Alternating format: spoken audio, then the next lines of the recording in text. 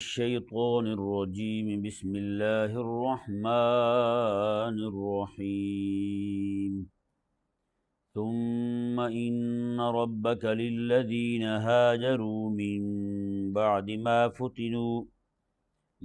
فتنوا ثم جاهدوا وصبروا إن ربك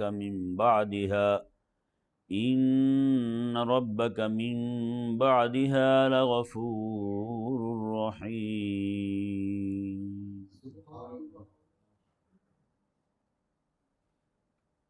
اس آیہ مبارکہ میں اللہ تبارک و تعالی نے اہل ایمان جنہوں نے آزمائش میں مبتلا ہونے کے بعد ہجرت کی، پھر جہاد کیا اور صبر کیا، ان کے متعلق بیان فرمایا، جیسا کہ آپ کئی دنوں سے سماعت فرما رہے ہیں۔ آج جس پہلو سے گفتگو کی جائے گی وہ ان ربک من بعدها لغفور الرحیم، کہ بے شک تیرے رب اس کے بعد بخشنے والا مہربان ہے۔ یہ بعدها جو ہے یہاں پہ ایک عبارت جو ہے وہ مذکور لگتی ہے، مقدر لگتی ہے، وہ یہ کہ جنہوں نے اللہ تعالیٰ کے دین کے غلبے کے لیے آزمائشیں برداشت کیں، انہوں نے ہجرت کی، انہوں نے جہاد کیا، انہوں نے صبر کیا، فرمایا کہ ان ربک من بعدها، اس کے بعد ان سے کچھ معاملہ ہو گیا۔ جیسے ابھی میں دیکھ رہا تھا تفسیر شریف، امام رازی رحمہ اللہ نے یہاں بیان فرمایا ہے، فرماتے ہیں کہ اگر اس سے دین متین کے معاملے میں، غلبے کے معاملے میں کچھ سستی ہو گئی ہے، یا اس نے کچھ لچک دکھا دی ہے کہیں آ کے، یا پھر اس سے کوئی معاملہ ہی ہو گیا ہے، امام رازی رحمہ اللہ فرماتے ہیں مطلب اگر اس سے کوئی معاملہ بھی ہو گیا ہے تو اللہ تعالیٰ نے فرمایا کہ ان ربک من بعدها لغفور الرحیم، بے شک اللہ تعالیٰ بخشنے والا مہربان ہے۔ سمجھایا نا جی؟ یعنی اس آیہ مبارکہ میں اللہ تبارک و تعالیٰ نے غلبہ دین کے کام میں مصروف لوگ جو ہیں، اہل ایمان جو دین متین کے غلبے کے لیے، جیسے آج کا دور ہے، ایسا پرفتن دور ہے کہ جو بھی بندہ دین کے ساتھ کھڑا ہوتا ہے، جب وہ پیچھے دیکھتا ہے اس کے پیچھے کوئی نہیں کھڑا ہوتا ہے، یہ نہیں ایسا ہیں؟ پورے کے پورے نہ لوگوں کو لپیٹ دیا جاتا ہے تو پیچھے کو کھڑا ہی نہیں ہوتا، ان کی کوئی پیروی کرنے والا ہی نہیں ہوتا، ان کا نام لینے والا ہی نہیں ہوتا۔ کتنے لوگوں کو جو دین کا نام لینے والے تھے ان کو گرتے ہوئے خود دیکھا ہے، لیکن کوئی نہیں کھڑا ہوا ساتھ ان کے، ہے یہ نہیں؟ تو اللہ تبارک و تعالی نے یہاں ارشاد فرمایا کہ اگر ایسا معاملہ ہے، کہیں کسی نے لچک دکھا دی ہے دین متین کے معاملے میں، یا پھر کوئی اس سے سستی ہو گئی ہے، یا پھر کوئی گناہ کا معاملہ بھی ہو گیا ہے، لیکن چلنے والا ہو اس راستے پر، تو اللہ تبارک و تعالی نے فرمایا ان کے معاملات جو بھی ہوں گے لغفور الرحیم، اللہ تعالیٰ بخشنے والا بھی ہے اور مہربان بھی ہے۔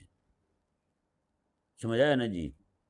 اس پر جو میں نے ابھی آپ کے سامنے ذکر کیا ہے، تمہید باندھی ہے، تعارف کروایا آپ کو، اس پر چند ایک دلیلیں میں آپ کو خود کریم آقا صلی اللہ علیہ وآلہ وسلم کی حیات مبارکہ سے بیان کرتا ہوں۔ یہ حدیث پاک بخاری شریف میں ہے، اس کا نمبر ہے 3983، یعنی 3983، یہ بخاری شریف میں یہ حدیث پاک ہے۔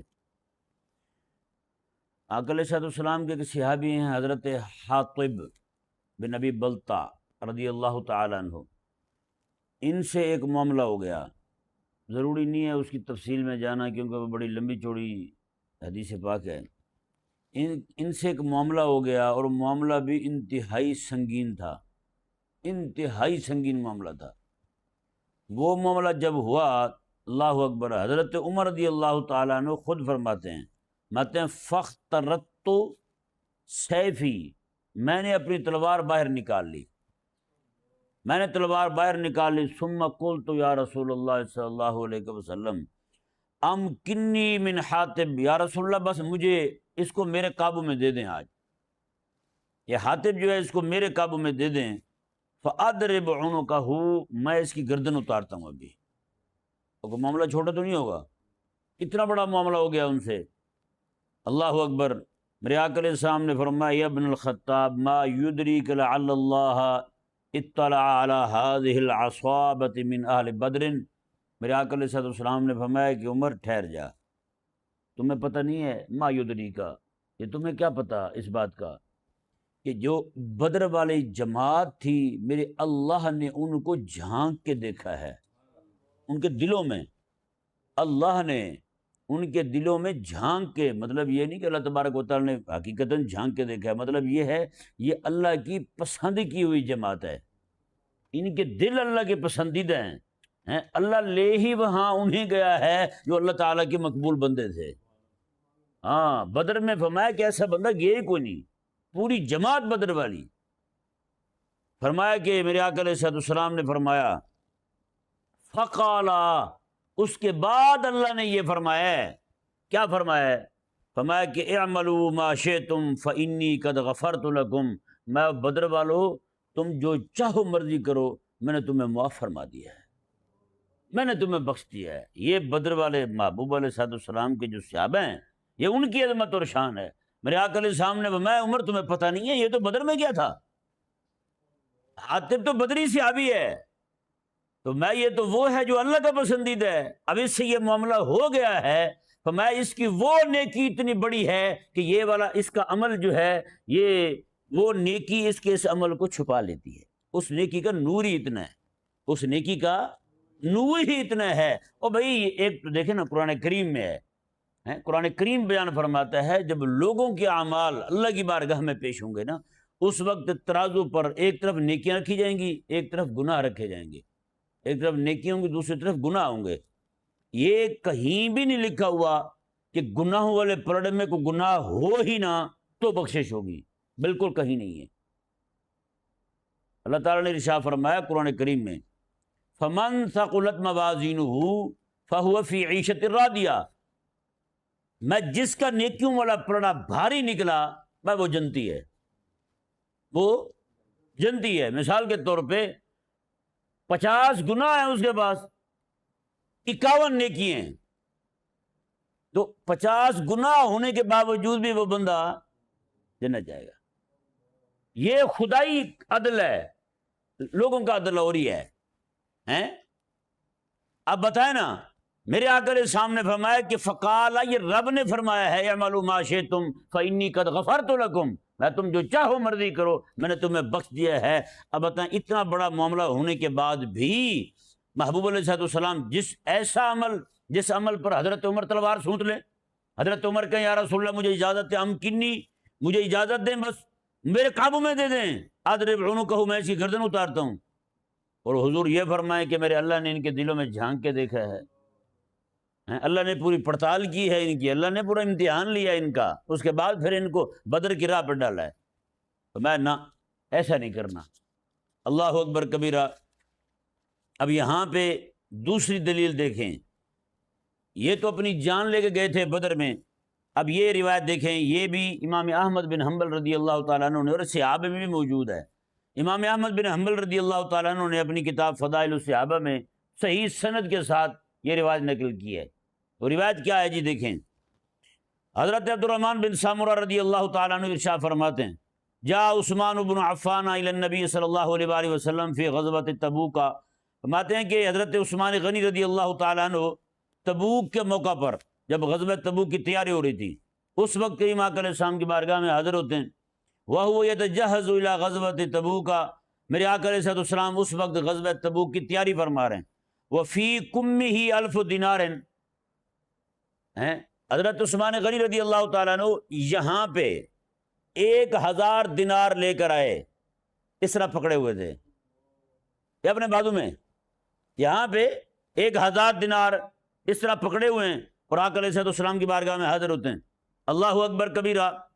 فصبها فی حجر النبی صلی اللہ علیہ وآلہ وسلم، اور آ کر کے وہ پیسے جو ہیں کریم آقا علیہ السلام کی گود میں ڈال دیتے ہیں، حضور کی جھولی میں ڈال دیتے ہیں، حضرت عثمان غنی رضی اللہ تعالیٰ عنہ۔ اللہ اکبر۔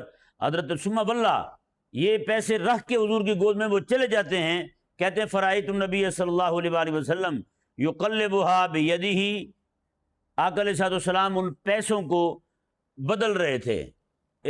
کوئی بھی شے بدل لیتے نا، اس کو دیکھتا ہے اس طرح کر کے، تو کہتے ہیں آ کر اسلام پیسوں کو اٹھاتے اس طرح ڈالتے، پھر اٹھاتے اس طرح ڈالتے، اور اٹھاتے وہ ڈالتے اس طرح. کہتے ہیں ساتھ ساتھ حضور فرما رہے تھے ما ضر عثمان ما عامل بعد هذا ابدا. میرے آقا علیہ السلام نے میں آج کے بعد عثمان کو اس کا کوئی کام نقصان دے گا ہی نہیں، کوئی عمل عثمان کو نقصان نہیں دے گا. یہاں تک کہ اس کی جو ہے نا محدثین نے جو یہاں پہ بیان کیا ہے اس کا خلاصہ، وہ پتہ کیا فرماتے ہیں؟ باتیں کہ آقا علیہ السلام نے فرمایا کہ عثمان سے جو کچھ بھی ہو گیا، اس کا کوئی بھی عمل اس کے ایمان کو نقصان نہیں دے گا. اس کے ایمان کو نقصان بالکل نہیں. اب بتائیں، ہیں وہ غلبہ دین کے لیے جان لے کے گئے تھے، تو اللہ نے قرآن میں فرما دیا، یہ اللہ تبارک و تعالیٰ نے فرما دیا. حضور فرماتے فقالا، اللہ نے فرمایا ہے اعملوا ما شئتم، جو چاہو مرضی کرو تم، فقط غفرت لکم، میں نے تمہیں معاف فرما دیا ہے. کہ حضرت عثمان غنی رضی اللہ تعالیٰ عنہ مال لے کے آئے ہیں، کس کے لیے؟ تبوک کے لیے. اور میرے آقا علیہ السلام نے فرمایا کہ ما ضرّ، کوئی عمل عثمان کو نقصان نہیں پہنچائے. ذرا اندازہ لگائیں، یہ حضور فرما رہے ہیں. فرمایا کہ ویسے قرآن میں یہ ہے ان الحسنات یذہبن السیئات، نیکیاں جو ہیں وہ گناہوں کو لے جاتی ہیں. نیکیاں یہ نہیں فرمایا کہ ایک نیکی، میں نیکیاں گناہوں کو لے جاتی ہیں. قربان جائیں محبوب علیہ السلام کے صحابہ کی ایک ایک نیکی ایسی بھاری ہے ہیں. فرمایا کہ ایک نیکی بدر والی، ایک نیکی تبوک کے وقت تیاری والی، 1000 دینار دینے والی. فرمایا کہ وہاں فرمایا کہ غفرت لکم، میں نے تمہیں معاف فرما دیا ہے. یہاں حضور نے ما ضر عثمان ما عمل بعد هذا ابدا، یہ نہیں فرمایا حضور نے کہ بس یہ اب، حضور نے ابدا بھی فرما دیا، میں کہ ہمیشہ جب بھی عثمان سے کوئی معاملہ ہو گیا، فرمایا کہ اس کا عمل اس کو نقصان نہیں دے گا. اللہ اکبر کبیرہ. یہ جناب حضرت عثمان غنی رضی اللہ تعالیٰ عنہ ہیں. اب یہ تیسری دلیل سماعت فرمائیں آپ. یہ حدیث پاک بھی بخاری شریف میں، راوی اس کے حضرت انس رضی اللہ تعالیٰ عنہ ہیں. فرماتے ہیں کہ کنت عند النبی صلی اللہ علیہ وآلہ وسلم، میں کریم آقا علیہ السلام کی بارگاہ میں حاضر تھا. فجاء رجل، ایک شخص حاضر ہوتا ہے. فقالا، کہنے لگا یا رسول اللہ صلی اللہ علیہ وسلم انی اصبت حدا فاقمہ علیہ، مجھ سے ایسا معاملہ ہو گیا کہ اس پہ حد طری ہوتی ہے. فاقمہ علیہ، یا رسول اللہ وہ حد مجھ پہ لگا دیں، حد نافذ کر دیں. ایمانداری دیکھیں یار ان کی بھی ہیں. کوئی معاملہ ہو گیا ہے تو سیدھے حضور کی بارگاہ میں آتے ہیں، یا رسول اللہ یہ ہو گیا ہے اب سزا لگا دیں. ولم یسأل عنہ، میرے آقا علیہ السلام نے اس سے پوچھا ہی نہیں کہ تو نے کیا کیا ہے. حضور نے اسے نہیں پوچھا کہ کیا کیا تو نے، کیا ہوا ہے تم سے، بتاؤ تو صحیح. اللہ اکبر. فرماتے ہیں کہ وہ حضرت الصلاۃ، تو وہ بندہ بیٹھ گیا، ادھر نماز کا وقت آ گیا. فصلی مع النبی صلی اللہ علیہ وآلہ وسلم، اس نے کریم آقا علیہ السلام کے ساتھ نماز پڑھی. جب اس نے نماز پڑھ لی، فلما قضى النبی صلی اللہ علیہ وآلہ وسلم الصلاۃ، جب حضور نے نماز پوری کر لی تو قام الیہ الرجل، وہ بندہ پھر کھڑا ہو گیا. وہ بندہ کھڑا ہو گیا، یا رسول اللہ انی اصبت حدا فاقم فیہ کتاب اللہ، یا رسول اللہ مجھ سے ایسا معاملہ ہو گیا ہے اس پہ حد جاری ہوتی ہے، تو آپ مہربانی کریں نا، اللہ تعالیٰ کے قرآن کے مطابق مجھ پہ حد جاری کر دیں، اللہ کے قرآن کا حکم مجھ پہ نافذ کر دیں. آقا علیہ السلام نے فرمایا الیس قد صلیت معنا، خدا کے بندے کیا تو نے ہمارے ساتھ نماز نہیں پڑھی؟ انہوں نے کہا نعم یا رسول اللہ، یا رسول نماز تو پڑھی ہے. میرے آقا علیہ السلام نے فرمایا ان اللہ قد غفر لک ذنبک، ایک روایت میں یہ الفاظ ہیں کہ اللہ نے تیرے گناہ کو معاف فرما دیا ہے، ایک روایت میں یہ الفاظ ہیں قد ان اللہ قد غفر لک حدک، میرے اللہ نے تیری وہ حد ہی معاف فرما دی. بتائیں یہ معاملہ ہوا ہے، صرف نماز پڑھی ہے انہوں نے. میرے آقا علیہ السلام نے اللہ نے تیری حد معاف فرما دی، اللہ نے تیرے گناہ معاف فرما دیا ہیں. بتائیں تو جو بندہ صرف نماز پڑھے اس کے ساتھ یہ معاملہ ہو رہا ہے، تو جو بندہ بدر جا کے نماز پڑھے ہیں، مدینے تو نمازیں پڑھنے والے بہت ہیں، آج بھی بہت ہیں، لیکن بدر جا کے پڑھنے والا بندہ وہ تو وہی 313 تھے 319 تھے یا 313 تھے، جتنے بھی بنتے 309 بنتے ہیں، جتنے بھی ہیں وہ تو وہی تھے۔ تو جو بدر میں جا کے پڑھ کے آئے ہیں، جو غلبہ دین کے لیے نمازیں جنہوں نے پڑھی ہیں، جن کا رات دن کا کام ہی، جن کا اوڑھنا بچھونا ہی حضور کے دین کو اونچا کرنا تھا، جن کا سینہ جلتا بھی تھا تو حضور کے دین کے لیے جلتا تھا، تو بتائیں ان کے ساتھ پھر کیا معاملہ ہوگا؟ یار بتائیں نا، یہاں بھی جو بندہ جس محکمے میں کام کرتا ہے وہ محکمہ ان کو سہولیات دیتا ہی نہیں دیتا، تو بتائیں یار اللہ تبارک و تعالیٰ کی دین کے لیے جو جد و جہد کرنے والے ہیں، یہاں ہر بندہ اپنے وفادار کو دیکھتا ہے، اس کی غلطیاں کوتاہیاں معاف کرتا ہے، تو بتائیں جو رب کے دین کا وفادار بن کے رہا وہ زندگی ساری، اس سے جو معاملہ ہو جائے، پھر قوم یہ کہے کہ یہ تو مولوی تو جنت جا ہی نہیں سکتا۔ ایسے دور میں بھی، جب ایسے دور میں جس دور کے اندر جناب ہر طرف فتنہ ہی فتنہ ہو، مولوی لفظ خود گالی بن چکا ہو، ایسے وقت میں بھی بندہ کو جو حضور کے دین کے ساتھ کھڑا ہوا ہے، اور تو پتہ نہیں کس منہ سے کہہ دیتا ہے اس کی بخشش ہی نہیں ہوگی مولوی کی؟ کس نے کہا ہے تمہیں؟ یہ جو کچھ قرآن کریم میں بیان ہوا ہے، یہ جو میں نے حدیثیں بیان کی ہیں آپ کے سامنے، یہ کس کے لیے ہیں؟ یہ آپ کے لیے ہیں؟ آپ کو دین کے ساتھ تعلق ہی کوئی نہیں۔ سمجھ آیا نہیں سمجھ آیا؟ اب یہ دیکھیں، حضرت عمر رضی اللہ تعالیٰ عنہ خود آپ نے دیکھا جی ایک جگہ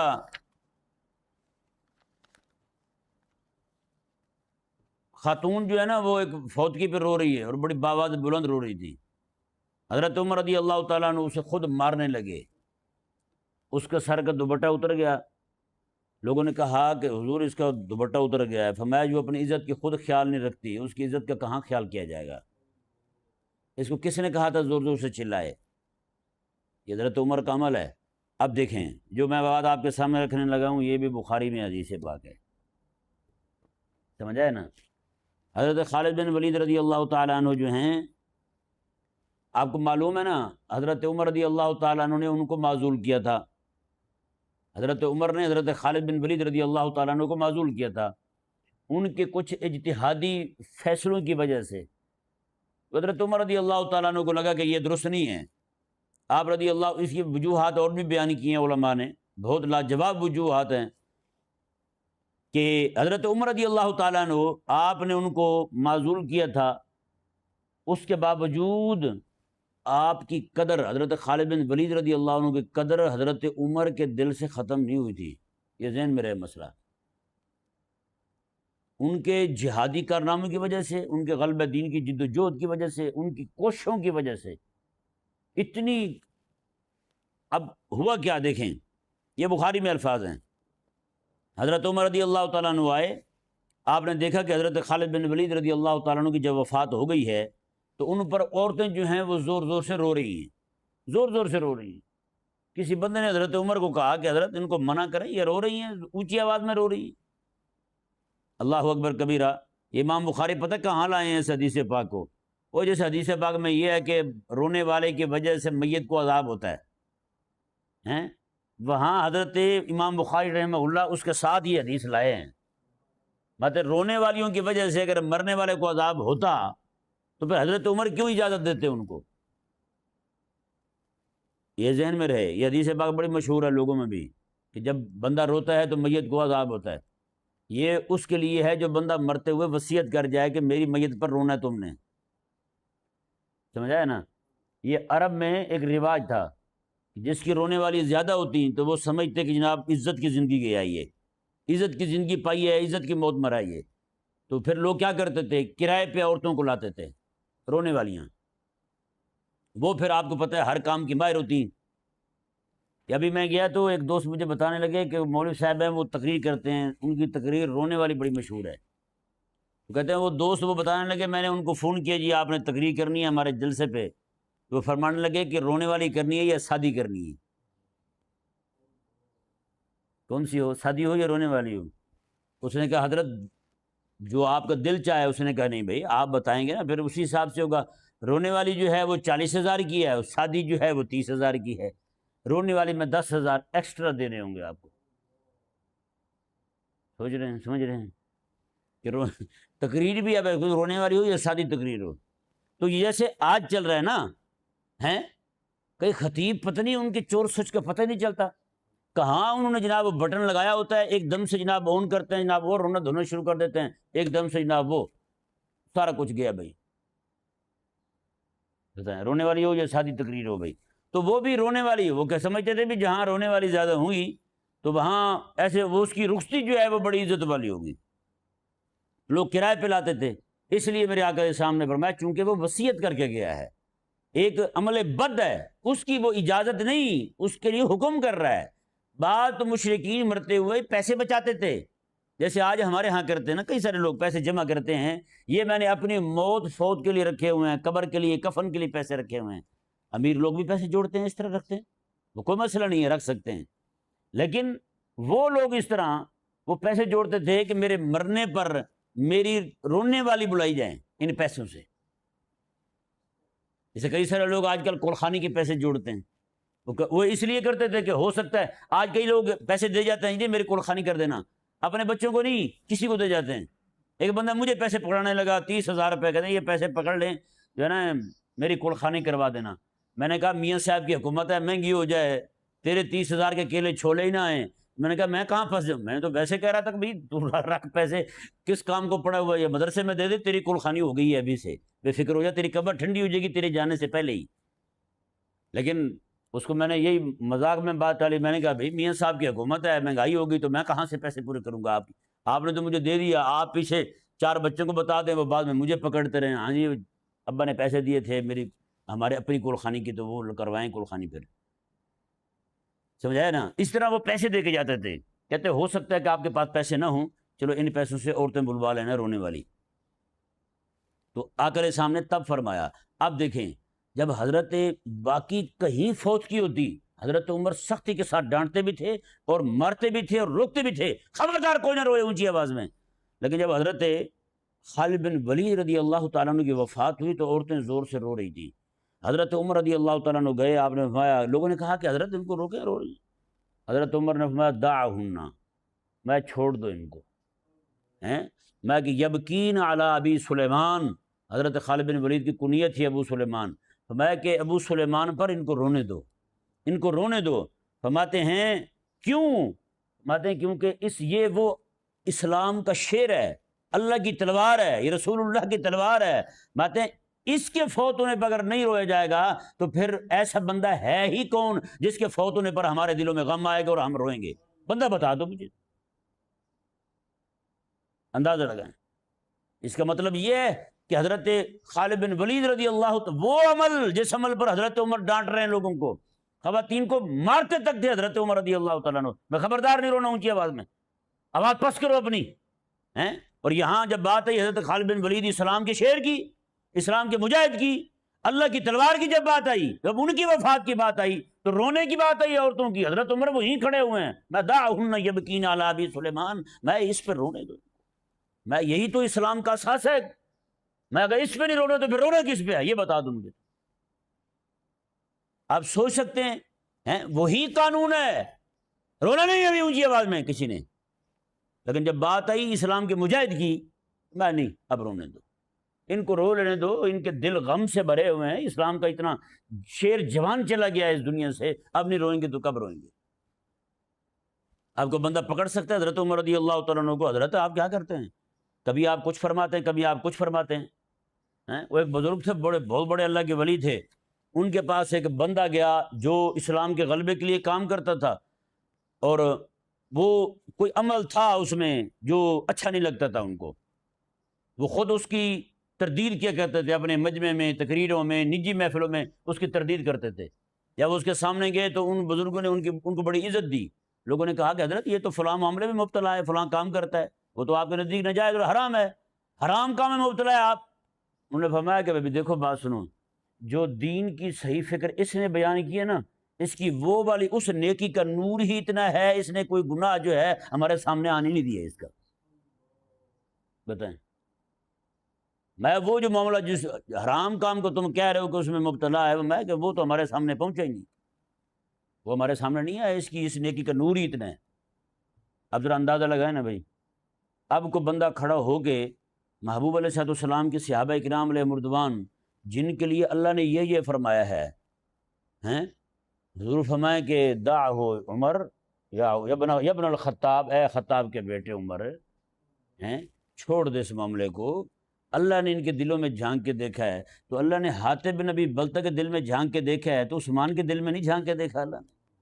ہیں جی حضرت سیدنا ابوبکر صدیق کے دل میں نہیں جھانک کے دیکھا، حضرت عمر کے دل میں نہیں جھانک کے دیکھا، ہیں ان سے اتنا بڑا معاملہ ہو جائے، حضور فرمایا نہ نہ کچھ نہیں کہنا، یہ انہ شاہد بدرا، یہ بدر میں کیا تھا، کچھ نہ کہو اسے۔ تو بتائیں حضرت ابوبکر اور عمر نہیں گئے تھے؟ ہیں تو پھر آج جو لوگ بدبخت قسم کا ٹولہ حضور کے صحابہ پہ اعتراض کرتا پھرتا ہے، بتائیں ان کا کیا بنے گا پھر؟ یعنی حضور نے منع کر دیا کسے؟ بدری کو بدری پر اعتراض کرنے سے منع کر دیا، بدری کو بدری کے متعلق بات کرنے سے منع کر دیا۔ اس سے ثابت کیا ہوتا ہے کہ بدری بھی بدری کے متعلق بات نہ کرے، گو کہ وہ خود بدری ہے، میں بدری کے متعلق بھی بات نہ کرے، اس کی تعظیم اور تکریم بھی اس کے دل میں ہونی چاہیے کہ وہ بدر میں گیا تھا، انہ شاہد بدرا ہے، وہ تو بدر میں گیا تھا۔ سمجھ آ رہا ہے نہیں سمجھ آ رہا بھائی؟ تو یہ بات ہے۔ تو اللہ تبارک و تعالیٰ نے جو یہاں فرمایا نا، اب یہ آیت مبارکہ کا خلاصہ دیکھیں، فرمایا کہ ثم ان ربک للذین ہاجروا من بعد ما فتنوا ثم جاہدوا وصبروا، میں پھر وہ لوگ جنہوں نے ہجرت کی آزمائش کے بعد، پھر جہاد کیا، پھر صبر کیا، ان ربک من بعدها، میں اس کے بعد بھی کچھ ہو جائے ان سے تو تیرے رب بخشنے والا مہربان ہے۔ کوئی ایسا کوئی بھی بندہ مومن ہے نا، اس سے کوئی گناہ کا معاملہ ہو جائے، اسے یہ کہا جائے ان ربک من بعدها لغفور الرحیم، وہ تیرے رب بخشنے والا مہربان ہے۔ کسی کو مایوس نہیں کرنا چاہیے، کسی کو مایوس نہیں کرنا چاہیے۔ سچی بات ہے، علماء عوام کو مایوس نہیں ہونے دیتے، اور عوام جو ہے وہ کہتی ہے مولوی ہمارا کنفرم جہنمی ہے، مولوی ہمارا کنفرم اپنے آپ کو تو جنتی کہتے ہیں نا، یہاں کہتے ہیں یہ کنفرم جہنمی ہے، اور یہ کہتے ہیں یہ 500 سال پہلے جائے گا جنت میں۔ یہ حساب ہے، نہ کریں بھائی۔ اگر آپ کی نیکیاں جو ہیں وہ آپ کے گناہوں پہ پانی پھیر دیتی ہیں، آپ پورا سال گناہ کرتے رہیں، پھر شب برات کو 2 نفل پڑھ لیں، بیری کی پتوں سے نہا لیں، تو آپ کی بخشش ہو جاتی ہے۔ تو پھر یار علماء کی بخشش پہ آپ کو اعتراض کیوں ہے؟ نہیں سمجھ آیا؟ جو دین متین پڑھنے والے ہیں، پڑھانے والے ہیں، ان کی بخشش پہ آپ کو اعتراض کیوں ہے؟ اللہ تبارک و تعالی سمجھنے کی توفیق عطا فرمائے۔